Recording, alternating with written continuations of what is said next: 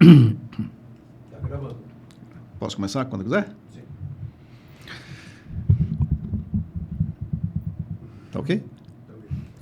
Olá, minhas blazeiras e blazeiros, vocês que nos acompanham aí pelas espevitadas redes sociais, tudo bem com vocês? Tá no ar mais um Blá, o bate-papo mais tranquilo do que o Estreito de Hormuz e mais equilibrado e mais estável do que o preço do petróleo. Bem, hoje nós estamos aqui nessa edição especial inaugurando o Blá na Estrada, ou seja, o Blá diretamente aqui de São Paulo, e eu tenho o privilégio de inaugurar essa nova etapa com a sumidade do agro, uma pessoa que eu confidenciei há pouco aqui na chegada, de quem é uma pauta muito pessoal, tenho admiração muito grande, até porque tenho o pé no agro, sou um homem da roça, sou pé vermelho, confessei aqui já para o professor Roberto. Nós vamos conversar com ele, que é referência no agro, uma das vozes mais influentes no Brasil e até fora. Nós vamos conversar com o professor emérito da FGV, é isso, professor? Certo. Doutor Roberto Rodrigues. Professor, muito grato pela presença, pela deferência de vir aqui levar esse Blá, bater esse papo comigo. Imagina, Paulo, eu que agradeço o seu primeirão nesse processo aí. Muito obrigado. É o primeiro, e eu vou incomodá-lo aqui para, em outras ocasiões, vir aqui bater um papo com ele fora dos estúdios, porque o que nós tivemos ali foi muito interessante. Eu preciso usufruir um pouco mais desses notórios conhecimentos aqui do professor Roberto. Professor, eu queria inaugurar o seguinte, uma questão macro. Como é que o senhor vê esse segmento tão importante hoje para o Brasil? Qual a visão que o senhor tem hoje a respeito do nosso agro? Paulo, eu considero que o agro brasileiro é o potencial responsável pela paz mundial. E vou explicar. Tenho dito, vou dar um pouco de didática com o pessoal com quem eu converso na área institucional brasileira, que hoje o mundo é atropelado por 4 fantasmas, que eu chamo de os modernos cavaleiros do apocalipse, e que são segurança alimentar, transição energética, desigualdade social e mudanças climáticas. Esses 4 problemas têm que ser eliminados, porque eles impedem a paz de avançar. A segurança alimentar é uma coisa interessante, porque todo mundo fala de segurança alimentar como se fosse uma expressão idiomática. Não é. Fosse uma quimera, né? É uma coisa... A segurança alimentar é a única, Paulo, única condição de estabilidade social e política num país. Sem comida não há paz. Não há paz. Um país sem comida derruba o governo. Essa história é repetida ao longo de séculos e séculos, mas recentemente com a Primavera Árabe. Foi falta de comida. Então, a segurança alimentar se transformou num fenômeno fundamental para a perenidade dos governos. O governo de um país que não é autossuficiente está em risco permanente. Permanente. Gerar fome e, portanto, guerra. Guerra. Insurreição.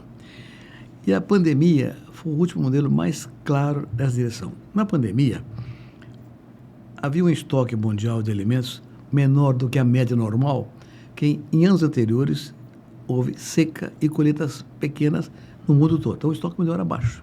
Tá. Os países que não eram suficientes, Paulo, correram ao mercado para garantir Sim. a sua segurança, Sim, a sua de segurança. governo, alimentando a sua população. Encontraram estoques baixos. O que aconteceu? Você se lembra disso? 2020. Os preços dos alimentos dobraram em dólar nas bolsas de Chicago, Nova York, no mundo inteiro. Então, carne, Sim. açúcar, café, proteína de modo geral, dobraram de preço. Essa coisa gerou inflação no mundo inteiro, que se somou ao rompimento das cadeias produtivas. Houve um desarranjo institucional global. Isso. A fome foi acompanhada da inflação e desemprego. Foi um desastre. Rapidamente, os governos dos países todos correram atrás do mercado de insumos para produzir comida. O que aconteceu?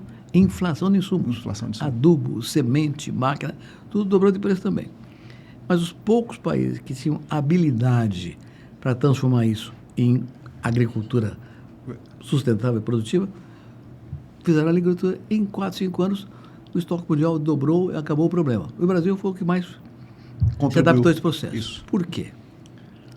Porque o Brasil fez uma coisa nos anos 70 e 80 do século passado que nenhum outro país tropical fez. Até então, naquela época, Paulo, a agricultura era produzida no hemisfério norte. A agricultura temperada. Sim. Certo? Com inverno rigoroso, sem produção agrícola durante o inverno. E o Brasil era um país que tinha uma agricultura precária, fraca, pouco consistente, a tal ponto que em 1975, 50 anos atrás, o Brasil importava 30% da comida que era produzida aqui. Então, nós dependíamos de comida de fora. Era regime militar. Sim. Tinha visão estratégica. Não é possível um país desse tamanho importar 30% da comida que consome. Não é possível. Tem que mudar isso aí. Os governos militares tomaram uma decisão interessantíssima.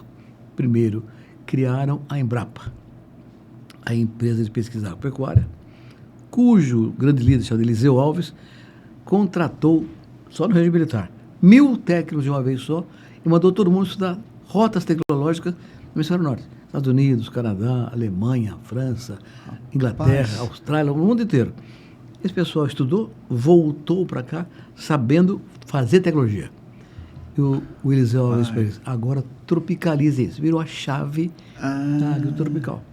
Então o Brasil, que já era um país que produzia agricultura competitiva, até porque o Instituto Agronômico de Campinas, que é o mais antigo órgão de tecnologia nacional, foi criado por Dom Pedro II, mas eu sei que era um estadista e que tinha entendido do seu tempo no Império que sem comida não haveria paz.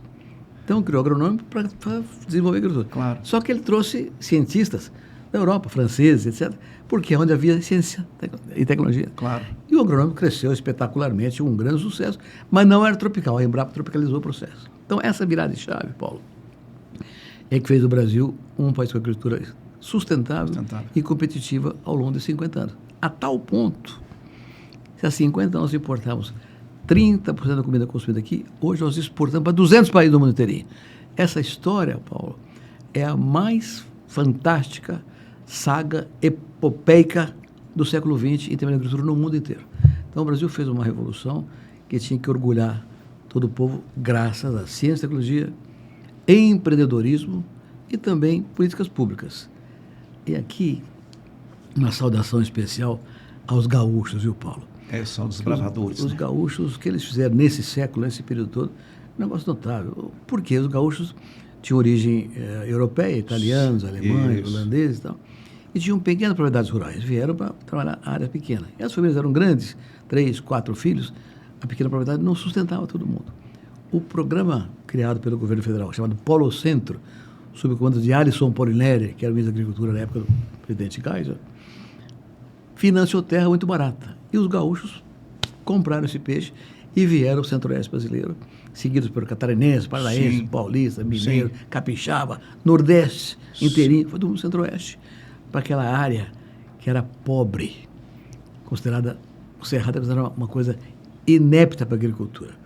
A Embrapa domou o Cerrado, e o Cerrado é hoje o Maracanã, onde vai ser jogada a partida final da Copa do Mundo da Alimentação. Então, é uma história curta, 50 anos, mas é a maior revolução do século XX em todo o planeta na questão agrícola. A razão de ser, digamos, um cara que tinha em mente entrevistar o professor é justamente por isso. Ele realmente conseguiu, aí, num curto espaço, aí, fazer uma radiografia dessa evolução que nós tivemos, porque nós aumentamos produtividade. E ciência e tecnologia está nisso que eu ia comentar com o senhor. O papel do Estado, professor Roberto, nós temos aí empresas de excelência e eu queria saber qual que é a opinião do senhor a respeito do Estado como indutor, porque a Embrapa, Petrobras também, não vamos falar sobre política, não tem o mínimo interesse, mas falar sobre a tecnologia que a Petrobras tem para fazer exploração pré-sal, é a única também no mundo, até onde eu sei. A Embraer também, que é uma empresa de excelência.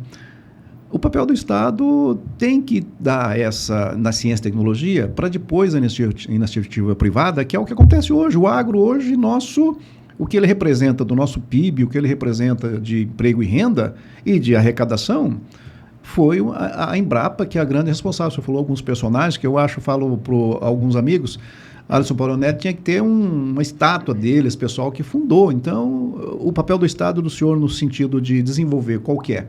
Não, você falou a palavra indutor. Indutor. O Estado é um indutor. Ele tem que criar regras Isso. e mecanismos Claro. que tragam ao investidor privado, Perfeito, corajoso, a mudança. Então, Isso. Você falou um tema relevante aí, Paulo. Olha só, você falou produtividade. Vou dar 2 números sobre isso aqui, você vai ficar impressionado, né? Grãos, né? De 1990 até hoje, 35 anos, a área plantada com grãos no Brasil cresceu 112%. Dobrou. E a produção cresceu 541%. Mais de 4 vezes mais. O que é isso? Produtividade por hectare. Tecnologia. Né? Já é um número que assombra. Hoje eu falei isso numa aula aqui com estrangeiros. Mas por trás desse número tem um número muito mais impressionante, Paulo. Hoje, o Brasil planta 83 milhões de hectares por ano, com grãos. Na verdade, são 60 milhões. Mas o Brasil é o único país do mundo que faz 2 safras no mesmo ano, na mesma, e até 3, se houver irrigação. Então, 61 milhões de hectares gasta hoje o Brasil. Nós tivéssemos hoje a produtividade que tínhamos em 1990, seriam necessários mais 143 milhões de hectares para colher a safra desse ano. Portanto, nós preservamos 143 milhões de hectares de qualquer bioma, Cerrado, Amazônia, qualquer bioma, porque a produtividade não exigiu tanta terra nova. Isso é único no mundo. Único no mundo. Isso no mundo é fantástico. Mas só comida? Não. Energia. Energia. A matriz energética brasileira tem 50% renovável. A do mundo é 15%. A nossa matriz energética é 3 vezes mais renovável do que a do mundo inteirinho. As pessoas sabem disso. Todo mundo lembra do Proálcool, que foi 51 anos atrás. Sim. O biodiesel eu criei quando era ministro da Agricultura. Todo mundo lembra dessas coisas mais ou menos. Mas o número ninguém sabe, Paulo. O Brasil tem metade de sua energia renovável. Dessa metade, 60% vem da agricultura. Etanol de cana, etanol de milho, biodiesel de soja, de sebo bovino, lenha, sim, eletricidade oriunda de bagaço de cana, usinas açucareiras. Biometano está explodindo hoje nas granjas de frangos e suínos no sul do país. Então, isso é agricultura. Ou seja, 60% da área renovável é agricultura. Então, essa representa 30% da matriz energética brasileira. E aí é que vem o meu sonho, Paulo, se me permite. Eu disse que há 4 fantasmas correndo pelo mundo afora aí, destruindo a paz mundial. E eu tenho a convicção de que é a agricultura que vai cuidar disso. Vai assassinar esses 4 fantasmas, criando paz universal. Mas que agricultura? A tropical. Criada, implementada pela Embrapa há 50 anos atrás. Sim. Então, o que pega? A América Latina, a África subsaariana inteirinha e boa parte da Ásia também. Porque nessa faixa tropical, que tem terra para aumentar a produção, para ampliar a produção, a produtividade é muito baixa, verticalmente. Só aumentar horizontal e verticalmente. Mas o único país tropical dessa faixa que gerou uma tecnologia tropical sustentável, competitivo, é o Brasil. Então, o Brasil tem um papel quase religioso de ensinar todo esse cinturão tropical a plantar com sustentabilidade, gerando agricultura alimentar, energia, nos países pobres, gerando emprego e renda, reduzindo a desigualdade social e cuidando do clima, com ciência e tecnologia. Esses 4 pontos nós podemos dar o mundo a resolver. Então, essa realidade, que não é fantasiosa, é real, é uma oferta que a história coloca no nosso colo, dizendo: Brasil, faça paz. Não sou eu que digo, não. Sim. A OCDE tem um estudo recente que diz o seguinte: para que haja alimento para o mundo inteirinho, é preciso que em 10 anos, não é um século, em 10 anos, a produção de alimentos dobre no mundo inteiro. Perdão, dobre não. Dobre em relação aos 10 anos. Aumente 20%. Em 10 anos, o produção de alimentos tem que crescer 20%. Mas os Estados Unidos cresce só 11%, o Canadá 9%, a União Europeia 12%, a Oceania 9%. Para a Eurásia, China, Índia, Rússia, Ucrânia, 15%. Ninguém cresce 20%. Então, diz a OCDE, e hoje, com o approval do SDA americano, para que o mundo cresça 20% em 10 anos, o Brasil tem que crescer 40%, o dobro do mundo. Por quê? Por 3 razões internas e uma externa. As internas são, primeiro, tecnologia. Segundo, empreendedorismo. Terceiro, terra disponível. Internamente são os fatores principais. E o externo, a população aumentou muito mais nos países em desenvolvimento, especialmente na Ásia e na África, Índia, China, Ucrânia na Europa Oriental. Mas a África inteirinha, Oriente Médio. Depois tem Tailândia, Filipinas, Malásia, Indonésia, tudo Ásia, Oriente Médio ou África. E a população cresceu mais lá e a renda per capita também cresceu muito mais do que os desenvolvidos. Portanto, a demanda cresceu nesse país de desenvolvimento. Explodiu a demanda. E o Brasil cresceu a produção, junto à fome e vontade de comer, legitimamente, e nós pudemos atender isso. Então, a pergunta que sempre paira no ar quando essas coisas são ditas é a seguinte: bom, para que haja paz no mundo, tem que haver comida para todo mundo. Para que haja comida para todo mundo, o Brasil tem que crescer 40% em 10 anos. Sim. Pergunta: o Brasil pode? Pode. O que nos trouxe aqui? Tecnologia, empreendedorismo, terra, políticas públicas e o mercado demandante. Segunda pergunta: não vamos fazer? Não sei, e tenho dúvidas. Por quê? Porque falta uma estratégia articulada, integrada, em que o Estado, como seu papel, que você acabou de falar, indutor de um processo, e o setor privado se desenvolva harmoniosamente, com regras claras e um objetivo definido: alimentar o mundo. Nós já cumprimos o objetivo de alimentar o país. Agora é o mundo. Muito bem, é bem isso. Pessoal, dá um recadinho aqui para que vocês possam seguir a gente pelas redes sociais, no YouTube e no Instagram, porque aqui você sabe que pelo Instagram vocês acompanham os cortes que nós vamos postando posteriormente a esse bate-papo aqui, com o ex-ministro aqui da Agricultura, Roberto Rodrigues. E lá no YouTube, você sabe, você pode ver o programa, a entrevista na íntegra.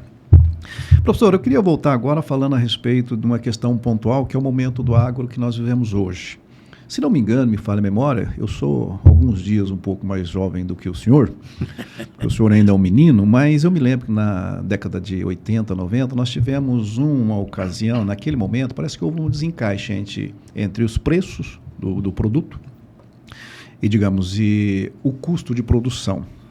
Me corrija se eu estiver equivocado, mas me parece que nós passamos por um momento agora, sobretudo nessa evolução que houve na tecnologia, genética que houve no agro, que permitiu a gente ter esses avanços de produtividade, mas hoje os preços, parece que há um descompasso, que naquela ocasião me lembro que eu sou do agro também, professor também, houve um descompasso e muitos agricultores, muitos grandes produtores tiveram séria dificuldade e alguns quebraram.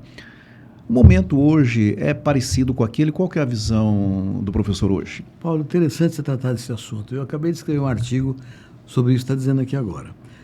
Se me permite fazer um pouco de contexto, né?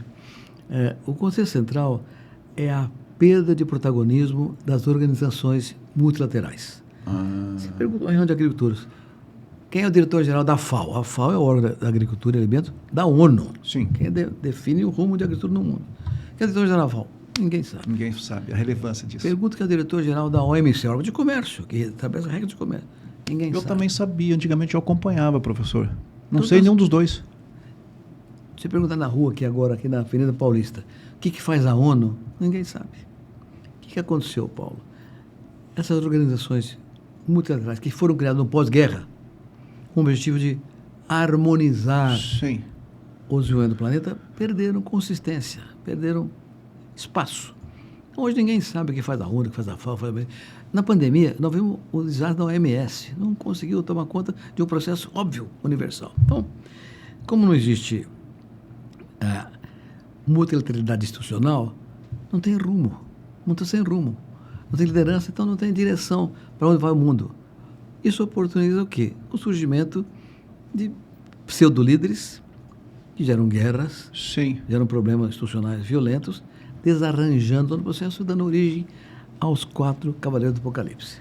Dito isso, esse conceito, estou fazendo esse prolegômeno aqui só para resolver a tua pergunta, tá certo? Isso aí gerou uma falta de segurança, falta de expectativas, e aí cada um faz o que quer e não acontece nada. O país invade o outro, fica por isso mesmo. Verdade. Faz uma eleição fajuta, fica por isso mesmo. Não há regra. Então, é preciso reorganizar esse processo em cima da ação articulada no mundo tropical. Mas, este ano, tem toda a razão. Nós vivemos um simulacro do final dos anos 80, da grande crise mundial dos anos 80. De novo, os custos subiram muito no Brasil, particularmente com taxa de juros insuportável. Sim. Certo? Falta de estrutura logística. Os preços caíram, pós-pandemia, todo mundo voltou a produzir, os estoques mundiais cresceram, os preços caíram. Né? E tudo isso se soma a essa incerteza revelada pelo presidente Trump nos Estados Unidos, numa geopolítica mutante, instável e com decisões erráticas. Cria uma tarifa gigantesca, tira a tarifa, vai outra. Então, essa incerteza toda é que está produzindo no Brasil e no mundo todo uma dificuldade de estruturação da agricultura. Este ano, essas coisas estão muito claras. Custo alto, preço baixo. Isso é suficiente. Mas, fora isso, tarifas que prejudicam o país. Cotas diminuindo. Fora isso, agora, com a guerra no Oriente Médio, no Irã, petróleo dobrou de preço em 15 dias. A agricultura depende de diesel. Estamos na colheita agora. Precisa de diesel o tempo inteiro. Tem petróleo. Insumos, fertilizantes, o Brasil importa 85% do fertilizante que consome. Está encarecendo por transporte, por frete marítimo, etc. Então, os fatores todos que no passado prejudicaram a agricultura são mais pesados hoje em dia por causa da incerteza geral. Então, há, de fato, um ano complicado e eu tenho repetido. Gente, barba de molho, vão atravessar essa rua, vão atravessar vivos. Isso. Muita gente vai morrer, porque não é ano de fazer grandes investimentos, é ano de atravessar. E vai atravessar só um produtor rural, aquele que tem a produtividade alta, acima da média. Esse vai ficar no azul, porque usou tecnologia adequada, choveu na hora certa, fatores externos ou não permitiram a sobrevivência de alguma parte das agricultura brasileira. O resto vai sofrer demais. Professor, o senhor comentou a respeito dessas variáveis aí que não tem como controlarmos, que guerra, Ucrânia, que já há alguns dias, há alguns anos que isso vem se alastrando, a questão do Oriente Médio agora. E, se não me engano, nós temos reservas, nós temos como explorar muito desses insumos, se não me engano, ureia, potássio, nós temos, mas aí aqui, em função de ONGs, em função, digamos, de políticas, que nós somos muito mal falados lá fora, inclusive, mas o senhor que conhece, que é autoridade no agro, eu conheço um pouquinho, eu sei que, é claro que, como tudo na vida, tem alguns que fazem coisas erradas, isso é natural, mas a grande maioria e a produção, o nosso agro, que eu conheço, são referências. Por que que nós somos dependentes, uma potência do agro mundial como nós dependemos ainda, nós não podemos explorar o que nós temos aqui de reserva, de jazidas, para poder ser menos dependentes? Bom, onde está o gargalo disso? Há dois fatores por trás disso aí. Um deles é a natureza. Nós, de fato, somos pobres em potássio. Temos jazidas no Nordeste, na Amazônia, que não são exploradas porque a legislação ambiental impede isso hoje. É um problema institucional que é discutível, mas é um problema sério. Mas a outra razão foi uma opção que o Brasil fez. Quando, lá atrás, se decidiu combustível Cerrado para garantir a alimentação interna, o Cerrado tem uma terra muito mais pobre do que as terras costeiras do Brasil, onde a agricultura era praticada até os anos 80 do século passado. E aí, qual foi a decisão do Brasil? Vamos plantar e colher, eu vou pagar duplo com a colheita. Foi uma opção. Entendi. Tá? Fazia sentido. Por que eu vou gastar anos minerando, fazendo, investindo, se eu não tenho nem o que plantar? Então, vamos primeiro desenvolver a demanda, para depois atender a demanda. Mas não deu tempo. Não deu tempo porque... A coisa escalou, né? Muito rápido. Escalou e com uma característica curiosa, Paulo. Nos anos 70, 60, quando o Cerrado era uma terra não desejada, até vilipendiada, eu ouvi de um grande agrônomo brasileiro o seguinte: Roberto, eu fui comprei uma fazenda em Cerrado, em 1973. Ele falou: você é um louco, meu filho. Cerrado, nem dado e nem herdado. Eu te lembro, era o lema, era esse. Era a ideia, todo mundo pensava nisso aí. Mas a Embrapa domou, na verdade, começou aqui no Agrônomo de Campinas, que começou a estudar Cerrado aqui em São Paulo mesmo, e descobriram que a correção por calagem viabilizava a exploração no Cerrado. E depois com a adubação. Entendi. Só que nós fomos para o Centro-Oeste, formando aquele extraordinário vigor híbrido do cenário central brasileiro. Quanto mais a gente avançar, pior era a terra. Então, mais precisava de adubo. Planta mais, vamos plantar. E nós fizemos esse projeto. Fomos escalando, como se diz, na produção, sem se preocupar com a fertilização, porque estava resolvido. Estava resolvido. Tinha quem fazia, vamos comprar dele e vender para eles o arroz, o feijão e a soja. Foi o modelo que nós desenvolvemos. Hoje, esse modelo mostra que teve um defeito, né, por causa da escalada. Por causa da escalada. E agora há uma preocupação um pouco exagerada, penso eu, questão ambiental, nada contra a defesa do meio ambiente. Claro. Longe disso. Mas precisa ter um pouco de visão de progresso. Claro. Né? A rodovia... não pode... É uma coisa que impedir... Ferrovia. Então, houve um exagero que é negativo para o Brasil. Então, o que importa é equilíbrio. Nós temos um exemplo de equilíbrio formidável, que é o Código Florestal. O Código Florestal tem já 13 anos de idade, né? 14 anos de idade, 2012. Foi um código extraordinário, porque ambientalista era contra, produtor era contra. E o Congresso Brasileiro, liderado por um grande brasileiro chamado Aldo Rebelo, conseguiu fazer um Código Florestal equilibrado. O ambientalista não gostou, o produtor rural não gostou. Portanto, era equilibrado. Se um lado só gostasse, era desequilibrado. Como ninguém gostou, então era equilibrado. É preciso modernizar esse processo todo, avançar, porque houve alguma definição casuística. Não, olha, tem que, no sul do país, 20% de cada fazenda tem que ser preservado. Reserva legal, né? Ou se tiver alguma questão de topografia, então, tem que ser a APP, a área de preservação permanente. Né? Então, no sul é 20%, no Cerrado é 30%, na Amazônia é 80%. Por que é 80%? Não é 85%, ou 72%, ou 57%, né? Foi um número arbitrado, né? Por inteligência naquele momento, mas não tinha base científica. Isso. Então, o único defeito do Código Florestal é falta um pouco mais de ciência. Isso. Né? Mas tudo bem, funciona muito bem. Então, era preciso voltar a um equilíbrio como esse que houve em 2012, para que a gente encontrasse os mecanismos alternativos de infraestrutura logística, de exploração mineral adequada para ter o insumo possível. Falta isso, falta que o governo seja indutor com regras equilibradas e adequadas. Uma diretriz. Pedrão, eu vou pedir, não sei se o Daniel pode interferir aqui, comigo não tem problema não, vocês não me conhecem, mas para mim vai na boa. Passar o meu celular para ele ficar atento, de repente o menino do Uber que for buscar o Chiquinho, ou o próprio Ed, ele fala como se fosse eu aqui para facilitar. Pode passar aqui, ó. Chega aqui, pode chegar, não tem problema se aparecer não. Ó, passa para ele. A senha é só um L aqui, ó. Deixa eu colar aqui.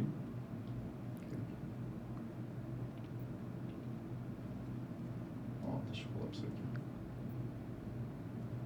Senha, ó, um P. Tá. Aí abre, aí ele fala aqui. Beleza. Com taxista, Uber e com outro.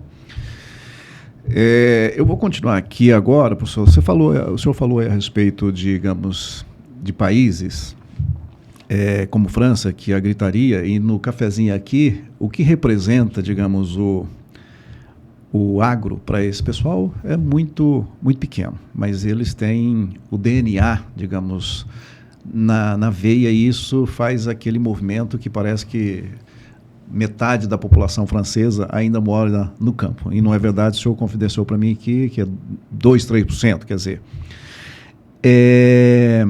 Agora nós tivemos, depois de décadas, a questão da Livre Comércio, União Europeia e Mercosul. Qual o olhar do professor a respeito disso? Bom, eu lutei por isso mais de 20 anos. Sim. Antes de ser ministro, depois e durante. Então eu continuo trabalhando. Então eu tenho grande convicção que esse acordo é importantíssimo para a história do mundo. Na verdade, são 720 milhões de habitantes. Sim. a mais da metade com renda alta. Os dois blocos somados, União Europeia e Mercosul, têm um PIB de 22 trilhões de dólares. Então, se imagina juntar esse patrimônio gigantesco com ações concretas de comércio, vai ser um benefício para todo mundo. Aqui tem uma coisa curiosa. Nós, no Mercosul e do Brasil particularmente, queremos muito que saia o acordo, que é um gigantesco mercado se cria para o Brasil, na América Latina e teria na Europa. Certo? Hoje, nosso maior mercado é a China. O que o Brasil exporta, a agricultura que o Brasil exporta hoje, mais de 40% é da China. A Europa é 15% do nosso mercado. Mas isso pode dobrar, né, ao longo do tempo. O setor industrial não quer, porque o setor industrial brasileiro, da América Latina, porque a indústria europeia é muito mais desenvolvida do que a nossa. Claro. Mas a curiosidade que você acabou de falar aí é o seguinte: por que a Europa demorou tanto para aceitar esse processo? Se, na verdade, o que nós vamos fazer é vender para eles alimentos e energia muito mais barato do que eles produzem e muito mais sustentavelmente. Uma tecnologia tropical sustentável de fato, efetiva, competitiva. Por quê? Eu andei estudando esse negócio, Paulo, e tenho uma tese a desenvolver agora, estou trabalhando nessa tese. Qual é a diferença da Europa? Você acabou de falar, a Europa, menos de 3% da população é rural, menos de 3%. O PIB da agrícola do continente europeu é 3,5%. O nosso é 27%. A população brasileira, 16% mora na roça. Eles são muito mais importantes a agricultura brasileira no Mercosul do que na Europa. Por que eles são contra? O Macron quer defender o produtor rural francês? Tem um pouco de preocupação com a nossa competitividade, que é evidente. Primeiro que nós temos 2, 3 safras por ano na mesma área. A Europa não tem essa chance, tem neve 4 meses por ano, então eles fazem uma, e olha lá, tem que dar tudo certo para fazer bem feito. Então, há realmente uma certa preocupação com a competição nossa, muito melhor que a deles. Claro. Mas, eu acho que é uma coisa mais importante de tudo isso aí, que é uma questão cultural, Paulo. A Europa é muito mais velha do que a América do Sul, em termos de idade. E os países todos europeus, na Europa Ocidental, nasceram, cresceram e se desenvolveram a partir da agricultura. Então, aquelas populações... O Macron, quando defende a agricultura francesa, está defendendo o subconsciente do povo francês. O cidadão que mora em Paris tem orgulho da agricultura francesa. Verdade. Ele sabe que a champanhe nasceu na França e ninguém mais faz igual. Que os vinhos franceses são maravilhosos. Você vai na Itália, os caras sabem que o presunto de Parma é incomparável no mundo inteiro, que os queijos que são fabricados lá são importantíssimos. Mas na Espanha, de novo, aqueles pernis boqueados, né? Maravilhoso. Você vai na Holanda, flor. Ninguém faz flor igual a Holanda, né? Você vai na Alemanha, é o chopp, a cerveja. Aqueles países, a batata, né? Esses países europeus todos têm orgulho da história deles, que foi lastreada a agricultura. A agricultura foi a base do desenvolvimento desse povo todo. Isso não é no Brasil. É verdade. Não é no Brasil. Qualquer pessoa na Europa, qualquer pessoa é a favor do subsídio, porque representa a prestação de honra à sua história. Aqui não. Aqui uma pessoa de uma loja, de uma cutelaria, ele sabe que alimento está no supermercado. Não sabe de onde vem o alimento. Não tem ligação com a agricultura. Até porque é um país tropical que tem comida para todo mundo. O problema, só a miséria muito grande é que não permite ter comida. Então, não existe no Brasil um orgulho como esse que existe na Europa. E isso é que gera essa reação. Em boa parte, claro, que o protecionismo, as tarifas também defendem. Claro. Mas a defesa defende muito pouca gente com esse processo gigantesco de subsídio. Aqui não temos isso. Então, eu penso, Paulo, e peço a você que considere isso o seu programa. É preciso gerar no Brasil o orgulho da agricultura. Verdade. Eu estou convencido que nós vamos ser o campeão mundial da segurança alimentar e, portanto, campeão mundial da paz também. Claro. Mas a agricultura não é agricultor, é o povo brasileiro. Porque o camarada que leva comida de bicicleta está fazendo isso aí também. Está fazendo isso aí. O garçom que serve comida. Ele é parte disso, né? O bancário que faz o crédito rural, ele está contribuindo com isso. O caminhoneiro que leva o produto para Santos. Todo mundo do Brasil é responsável por esse processo. Não é agricultor. O agricultor é apenas um pedaço do processo. A cadeia produtiva toda é que leva o Brasil a ser um importante player mundial de alimento, energia, fibra, etc. Então, esse tema, essa coisa, Paulo, de que nós saímos em 50 anos de um país que importava 30 para um país que exporta para 200 países, ninguém fez isso, Paulo. É um case que não existe, ninguém nem fez paralelo. isso. Ninguém fez. Então, isso tem que ter um orgulho nacional. Com certeza. Com certeza, professor. Eu adoro bang bang americano. John Wayne, Kirk Douglas, aquelas caravanas que o Oeste. Verdade. Cercado A conquista de soldados, do Oeste. De soldados. Para quê? Para enfrentar os índios. Não tinha um índio no Cerrado. O índio está na floresta, está no Cerrado. Verdade. Então, os gaúchos, quando foram sozinhos, não tinha soldado nenhum para defender. Não tinha problema, não tinha. Mas tinha terra ruim, urutu, febre amarela, Febre amarela, verdade. maleita. Maleita. Fazia tempo que eu não ouvia esse maleita. Fomos para lá com a cara e a coragem. Eu vi isso, Paulo. Eu assisti, ao longo dos últimos 50 anos, a migração de gaúcho, paranaense, baiano para o Centro-Oeste. Casou pernambucano com gaúcho, catarina com paraense. Formou um vigor híbrido de uma raça forte o Centro-Oeste. Isso o Brasil é único nesse negócio aí. Tem que orgulhar todo mundo. Orgulhar todo mundo. Isso é coisa... É fantástico esse processo. É uma coisa... Soja, Paulo.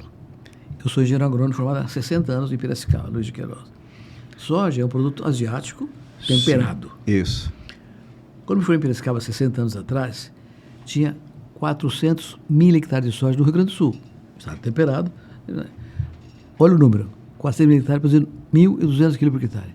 Hoje tem 48 milhões de hectares com soja. Nossa produzindo senhora. 4 mil quilos por hectare. Quem fez isso? A ciência brasileira, a Embrapa, os órgãos de pesquisa brasileiros, e o Produto Rural incorporou isso e fez essa mágica. Quem fez isso no mundo? Ninguém fez isso, Paulo. Fez isso. Tem que ter orgulho disso. Não foi o produtor, foi todo mundo isso, fez isso. É o país, a sociedade, né? A sociedade brasileira. E vamos fazer mais, porque está dada, a realidade é essa. Verdade. Bem, o Pedro, só continuar ali, eu estou com 39 minutos, é isso? Pode falar comigo ao vivo aqui, não tem problema. 30, não, ali o horário é 3h39 agora, é isso? Tá, então nós estamos com 39 minutos, é isso, né? Bem, vamos continuar aqui. Quero falar para vocês seguirem a gente pelo Instagram e também no YouTube, que você vê no YouTube, não só os cortes, mas você vê na íntegra, que eu tenho falado sempre, lá tem sempre boas entrevistas, bons bate-papos, que nem aqui eu estou levando com o ex-ministro da Agricultura, professor Roberto Rodrigues. Professor, o senhor participou ativamente também, até onde eu acompanhei, que eu fiz a confidência aqui, que eu acompanho, sou admirador do ex-ministro aqui, de alguns dias já. Não vou falar a idade, porque ele também é menino, assim como eu. Mas a COP30, o senhor participou lá, eu queria que o senhor desse, assim, a impressão do que foi esse evento. Muito obrigado, Paulo. Bom, interessante a tua pergunta. A COP30 foi a 30ª COP do mundo inteiro. Nas 29 anteriores, a agricultura era uma coisa maltratada. Nem tratada era. Era uma coisa ignorada. Olhava-se a questão ambiental, a questão do clima, claro, mas sem preocupação com a agricultura. A agricultura era sempre citada como tem que tomar cuidado com a agricultura. Tá. Essa COP, presidida pelo embaixador André Corrêa do Lago, um brasileiro que conhece a agricultura, né? Ele deu ênfase para a agricultura. E a Embrapa fez um trabalho espetacular. Toda a COP tem 2 grandes capítulos. Um que chama Blue Zone, ou Zona Azul, que é a zona em que os governos negociam. É lá que se juntam os países todos, negociam todo dia, 10 dias de COP e tal, para chegar a alguma conclusão. A outra chama Green Zone, que é mais privado. Tá. O governo participa com suas empresas, tá, mas o setor mais privado é onde as empresas brasileiras e mundiais mostram o que estão fazendo. Na Green Zone de Belém do Pará, houve uma forte presença da agricultura brasileira, tropical. Aproveitamos o evento, eu fui enviado especial da agricultura para a COP, né? Escolhido pelo Correio do Lago. Mas a Embrapa fez uma coisa que não existia nunca. A Embrapa, que tem uma sede em Belém do Pará, montou um AgriZone, que é uma terceira área de acesso a estrangeiros, em que tinha lá um gigante institucional, um edifício muito grande, financiado pela Água Brasileira, pela CNA, pela OCB, pelas empresas brasileiras. Então, lá estava um grande ambiente de debates, negociações, palestras. Interessante. Mas, na área externa a esse barracão onde a Embrapa se desenvolveu todo o processo, a Embrapa criou um jardim clonal, em que os estrangeiros iam lá ver soja de baixo carbono, milho, sorgo, Nossa. trigo de baixo carbono no Belém do Pará, trigo, capim, etc. Então tinha jardins com as variedades todas, com a explicação clara de como se chegou a soja de baixo carbono, a um sorgo de baixo carbono, E aí, isso é muito interessante, porque eu fui presidente da Aliança Mundial de Cooperativas, morei em Genebra 4 anos, andei pelo mundo, eu conheço 83 países para ver agricultura, eu vi o mundo inteiro de agricultura, tá certo? Então eu tenho a convicção que a agricultura tropical é o grande cenário. Mas não adianta nada eu ir na Europa e contar, passar um vídeo e mostrar números, como eu falei aqui para você. A pessoa não acredita. Acha que está defendendo o teu ideário. Mas com uma coisa visível. Trigo na Amazônia. Rapaz. 42 delegações estrangeiras foram visitar esse jardim, esse vitrine brasileira de tecnologia de baixo carbono. Caiu o queixo de todo mundo. Então, a agricultura brasileira, professor, ganhou uma dimensão que nunca teve. A tal ponto que a Turquia, que vai ser realizada esse ano, a 31ª COP, quer fazer uma agrizone lá também. E já está pedindo para a Embrapa a receita do processo para mostrar que a agricultura tem um papel central na COP. Então, na verdade, essa COP, Paulo, como, digamos assim, acordo mundial, ela é precária sempre. Por quê? Porque é da regra que qualquer solução encontrada só é aplicada mundialmente se for unanimemente aprovada. Unanimemente? Tem que ser unânime. Então, você quer uma coisa importante. A questão da agroenergia, biodiesel, etanol de cana, de milho, etc., que é uma coisa fundamental na transição energética. E é replicável, tá certo? No mundo tropical. Tá. Então, o André Corrêa do Lago colocou isso como uma ênfase brasileira. A votação, 80 países foram a favor, 80 foram contra. Então, não tem nada de biocombustível, de agroenergia, na COP. Tanto que o presidente da COP, que o André Corrêa do Lago, é presidente até novembro. Então, ele está desenvolvendo um caminho buscando uma alternativa para a questão da agroenergia, dos biocombustíveis, etc. Está trabalhando nisso, né? Está indo aos países para que, quando haja COP na Turquia, o tema seja conhecido por todo mundo e compreendido por todo mundo. Então, a COP, o resultado é muito menor do que se espera. Sim. Mas, para o agro brasileiro, foi a cereja do bolo. Que espetacular. Muito importante. Que maravilha. A agricultura tropical ganhou uma dimensão de admiração a respeito do mundo inteiro, que nunca teve. Que nunca teve e merece já de alguns dias, né? Exatamente. Porque depois dessa revolução, e é que nos falou, a segurança alimentar é a que faz com que os países tenham a sua estabilidade política, sua estabilidade em todos os quesitos, porque sem comida não há paz. Não há paz. Professor, eu quero ver o seguinte, a questão de que muito se debate, e eu ouço isso desde quando era lá da roça, do fator de não agregarmos valor aos nossos produtos, sermos grandes exportadores de commodity, e não processar para ter os benefícios que ele pode ocorrer dentro aqui das nossas fronteiras. Qual que é a visão do senhor esse? Como é que o senhor vê isso atualmente, professor? Esse tema é impressionante, né? Você tem toda a razão. Vou dar um exemplo, café. O Brasil é o maior exportador mundial de café, em grão. Qual é o maior exportador de café torrado e moído? Se não me engano, Itália, Alemanha. Itália e Alemanha. Você vende o café em grão para eles, eles fazem aquela cápsula e devolvem para você 50 vezes mais caro. 50 vezes mais caro. Então, por que não fazemos nós aqui? Aí é que está a tua pergunta é muito importante, porque por que não faz? Vamos fazer café torrado moído. Não entra no mercado. Por quê? Porque a OMC, ao longo do tempo, criou uma regra que chama escalada tarifária. O que é escalada tarifária? Você vende a matéria-prima commodity sem tarifa zero. Você agrega um valorzinho nela, tem uma tarifa adicional. E o que a Europa faz, os Estados Unidos faz, o Japão faz? O que eles fazem, todos eles? Defendem a sua indústria. Então, criam uma tarifa tão violenta sobre o café brasileiro que não compete com eles. Claro. Porque estão defendendo a indústria deles. Eles estão errados, eles estão certos. Eles estão fazendo o jogo. A vida é assim. A vida é assim. Então, nós temos a nossa parte também. Isso. É brigar. Eu acho interessante, um exemplo é a China e o Brasil em termos de soja. A China é o maior produtor de soja do Brasil. Compra quase 50% do Brasil. Nós exportamos lá para fora, a China que compra. Eu não quero vender grão de soja para a China. Eu quero vender frango. Com a soja embutida. O milho embutido está transformado em carne, né? Como eu tenho que fazer? Tem que chamar a China.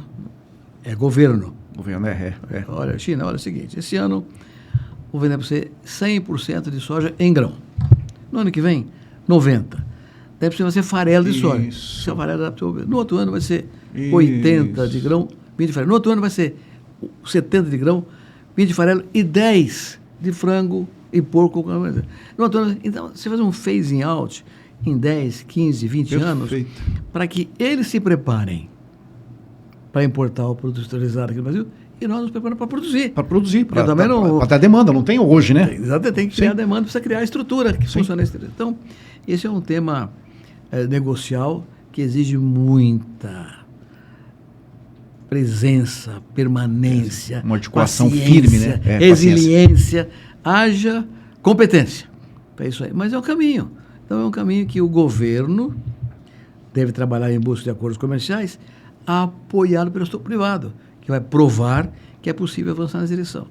Agora, não é trivial, porque cada um defende o seu cofre, tá certo? Então, com certeza. Eu entendo isso aí, faz parte desse jogo.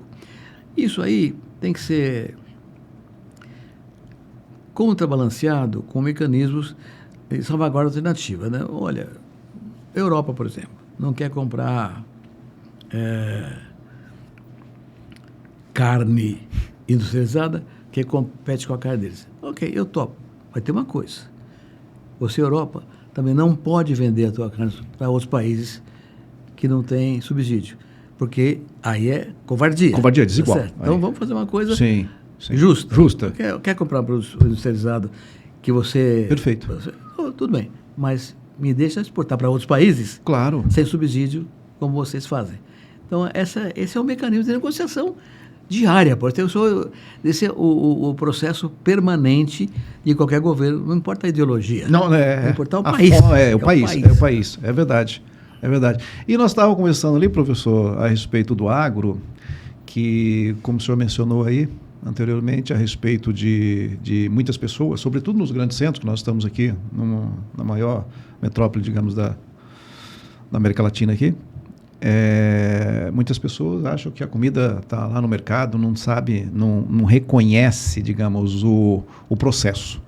E no cotidiano, que nem nós estávamos falando ali no cafezinho, as nossas roupas, algodão, a mesa que nós estamos falando aqui, madeira, o guardanapo, papel, árvore, tudo permeia, digamos, o agro. E eu vejo que realmente o Brasil ele é maltratado ainda, o agro, porque é o que está, digamos, desmatando, são as queimadas. Aí eu faço alguns raciocínios muito tacanhos da minha parte, porque o senhor é mestre nisso, deve saber mais do que eu imagino.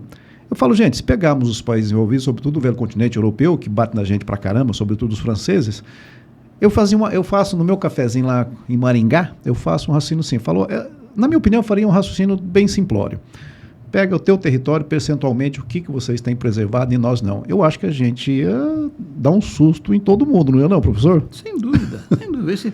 Na Alemanha, lá perto de Frankfurt, quando você planta vinho na margem do Rio Reno, o muro é assim, ó. Planta uva amarrado, literalmente amarrado numa escala, você não despenca do muro abaixo. Então, aqui não pode plantar com mais de 45%. Isso. Então, lá não tem floresta na beira do rio, aqui nós temos floresta em todos os rios brasileiros, por lei. Por lei. É obrigado. Então, sem dúvida, há uma diferença em relação ao tratamento ambiental, que o nosso é muito melhor do que o deles. Porém, Paulo, é preciso que a gente coloque um pouco a mão na consciência.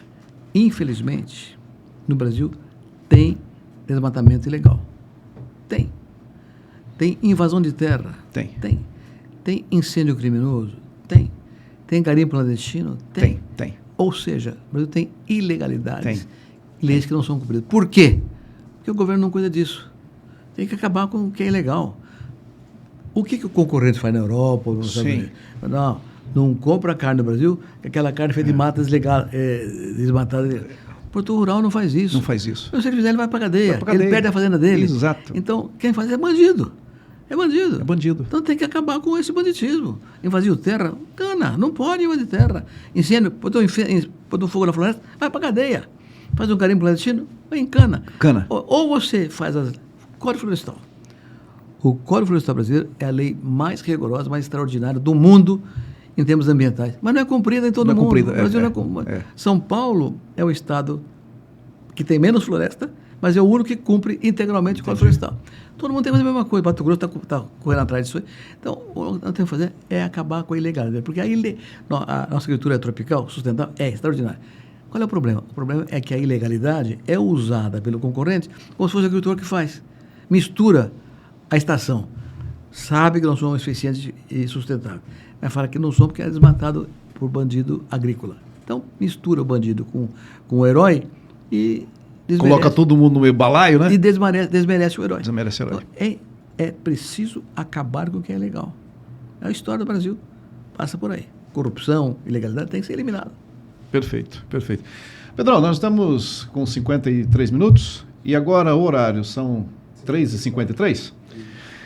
Professor, eu tinha uma pauta aqui, eu vou fazer aqui, de repente, tentar tirar um compromisso do professor, que eu vou vir sempre para São Paulo, já falei para ele, que eu quero pelo menos tomar outro café para conversar e desejo fazer outro podcast com ele, porque eu fiz uma pauta aqui do tamanho do professor que ele merece, mas já estamos com o tempo finalizando. Então, para uma próxima ocasião, já fica o convite, se o senhor aceitar, eu vou incomodar bastante a Juliana lá, e aí eu vou tentar uma outra data. Mas, para encerrar, eu queria deixar a seguinte pergunta, a seguinte questão. O futuro do nosso agro, professor? Como é que o olhar do senhor? Eu vou reiterar uma coisa. Desculpe, viu, Paulo? Eu quero falar esse negócio. Velho é uma porcaria. Você dá um microfone para um velho, você quer falar tudo sobre. E aí perde tempo, exagera no tempo. Mas eu vou reiterar o que eu disse aqui. Eu tenho a convicção de que o mundo tropical Sim. é o responsável pela segurança alimentar e pela paz mundial. Claro. E o líder desse processo é o Brasil. Então, o que eu entendo pelo agro brasileiro? É uma ação indutora do governo para que o Estado brasileiro desenvolva a agricultura tropical sustentável em nível universal, acabando com o que é legal, acabando com o que é ruim e desenvolvendo mais, com uma vantagem adicional, que é a organização privada. Nós precisamos ter uma estratégia, logística e infraestrutura, acordos comerciais, política de renda no campo, tecnologia e apoio ao cooperativismo. Por quê? Com a agricultura vivendo na economia globalizada, Paulo, a margem por unidade de produto ficou cada vez menor. De modo que não há renda na agricultura. Né? Só há renda na escala. Na escala. E o pequeno não tem escala porque é pequeno. Então está condenado à morte se não houver um mecanismo. Nos países ricos é subsídio, aqui é cooperativa. O pequeno produtor só faz escala na sua cooperativa. Então é preciso estimular o cooperativismo, que é um agente importante do desenvolvimento econômico e social, parceiro de qualquer Estado, de qualquer governo que queira desenvolvimento harmonioso do país. Então, eu vejo, na tua pergunta, a agricultura brasileira como campeão mundial da segurança alimentar e da transição energética, gerando riqueza, empresa e renda nos países pobres, cuidando do meio ambiente e do clima. Vejo isso porque nós já fazemos isso intensamente no Brasil. É preciso multiplicar isso e limpar essa matriz extraordinária dos bandidos que assolam a nossa atividade rural. Feito isso, Paulo, eu não tenho a menor dúvida, nós vamos ser o campeão mundial da paz. E não pode haver mais nobre missão no mundo para qualquer população do que a paz universal. Vamos fazer isso, Paulo. Vamos fazer. Ajuda porque o povo brasileiro é digno desse troféu maravilhoso. Com certeza, eu sinto um imenso prazer e privilégio de ter inaugurado esse empreendimento, esse projeto, essa ideia que há 2 anos eu estou, digamos, lá em Maringá e agora em São Paulo, estrear com uma sumidade nesse segmento que eu acredito que, como conversamos aqui, falta um melhor tratamento, falta rever, porque realmente ele merece ser tratado de um jeito que até agora não foi o caso. Professor, mas encerrando, eu tomei a liberdade de trazer algo que legitima essa nossa conversa, o nosso Blá, eminentemente do agro, trazer uma cortesia aqui para os convidados, que eu sempre gosto de fazer isso. E eu queria que o senhor abrisse aqui um presente, que esse legitima o agro, que o senhor vai saber do que se trata, que é um negócio interessante. Obrigado, Paulo. Abra aí que eu quero saber qual que é a opinião, acho que é só puxar que dê um lacinho aí nesse... puxa esse pinguelinho aí, é isso? Aí eu acho que abre. Pelo menos a ideia é essa, né? Que isso aí, eu não vou dar o break news aqui, o senhor vai abrir, o senhor vai ver o que é. Daí, não, não está querendo abrir. Abriu? Não está abrindo, mas não... Eu acho que... Olha, então, puxaram forte demais aí. Daí que eu acho que eu abro aqui, professor. Empurra ele aqui. Que eu vou abrir para o senhor, quer ver? Acho que agora está saindo aí. Vamos ver se abriu aqui, deixa eu ver. Opa, não. Ué, mas realmente embaçou aqui o negócio, hein? Ah, abriu. Abre aí, retira. Vamos ver. Eu quero saber, porque isso aí é legítimo agro, tá valor agregado. Tá com cara de uma bolsa de vinho, de couro de avestruz, da canela do avestruz, lá de Maringá, do meu amigo Piveta, do Charles e do Mané Piveta. Pode tirar isso aí também, pode jogar no chão aí, depois eu pego aqui nos estúdios, pode colocar aí. Então, se o senhor gosta de um bom vinho, no seu caso, mas pode levar um bom do Scott, um bom do negócio aí, e pedir para que fizesse personalizado aí, ó, com o nome do senhor. Uau, personalizado. Personalizado. Se esquecer, não tem como alguém, só o cara não vai poder usar, né? Você vai ser castigado sábado que vem, viu, rapaz? Fica firme aí. Obrigado, Paulo. Gostou do presente? Maravilha, muito obrigado. Então, mas eu acho que tá faltando alguma coisa, quer ver? Aí, ó. Já leva, então, um conjunto. Um Cabernet Sauvignon aí para o senhor tomar. Que também é brasileiro. Chileno? Não, chileno. De um brasileiro que, amigo meu, falou, aí o professor já leva o conjunto, então. Aqui cabe esse vinho, mas cabe uma cachaça também. Uma cachaça boa, que o Brasil é o agro, não é, professor? Uma cachaça. Puro agro. Que nós tínhamos que valorizar muito mais do que nós temos hoje também. Vou deixar ele aqui, ó. Muito obrigado, Paulo. Muito obrigado pelo presente. Professor, acabou o papo. Eu acho que não doeu nada e eu nem vou falar mais porque já está redundante do quanto é um privilégio para mim tê-lo recebido aqui. O senhor prontamente, eu lhe contactei, aceitou o convite, a gente discutiu só as questões de horário e data, mas deixo aí para o senhor aí, desse encerramento do nosso blá aqui, desse bate-papo. Espero que o senhor tenha gostado também, que não tenha tido nenhum trauma e que possa voltar muitas outras ocasiões, porque eu vou estar em São Paulo a partir de agora sempre. Paulo, foi um prazer. Eu vou até contar uma historinha curta para você. Eu sou engenheiro agrônomo, formado há 60 anos pelo Luiz de Queiroz de Piracicaba, da USP. Mas o meu pai também era engenheiro agrônomo. Ele tinha um irmão que era engenheiro agrônomo. A minha mãe é filha do engenheiro agrônomo italiano, tem 3 irmãos, os 3 são engenheiros agrônomos. Eu tenho uma irmã só, casada com engenheiro agrônomo, tenho 2 filhos, 2 são engenheiros agrônomos.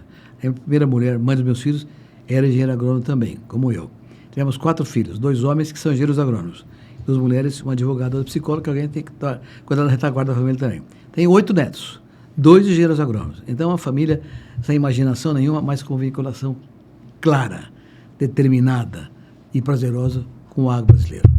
4 gerações lutando para o Brasil seja o campeão mundial da paz. Paulo, ajuda nisso, por favor. E muito obrigado pela oportunidade. Gente, eu que agradeço imensamente a oportunidade do professor vir aqui trazer, digamos, todo o seu conhecimento. Para mim é um privilégio, como eu vou falar lá em Maringá para todo mundo e para todas as pessoas sempre. Agradeço e espero poder ter outras oportunidades da gente levar um blá, da gente bater um papo, de conversarmos, seja aqui ou seja em outras circunstâncias. E nós agradecemos a vocês que nos acompanham aqui teimosamente, todas as semanas aqui, nesse humilde empreendimento também. Muito obrigado, até a próxima, tchau. Professor, espero que realmente tenha gostado, porque para mim não preciso falar nada, que foi prazeroso.